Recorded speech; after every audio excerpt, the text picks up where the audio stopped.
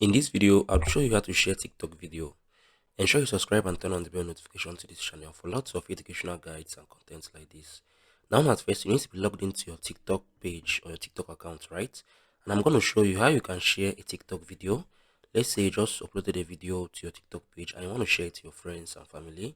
What you need to do, you need to click on the video you just This is how uploaded, much I right? make on YouTube. Once I've clicked on it, you would come on here, you see this copy link, right? You copy this link, click on copy link. Once you have copied the link, you have copied the link that you can use to share this video amongst your friends, your family, across other social media handles and pages. Now this is basically how you can share a TikTok video.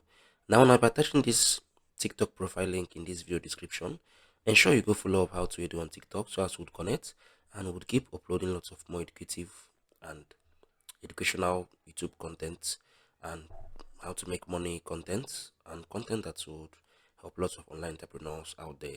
If you found this video helpful, share your thoughts below in the comment section.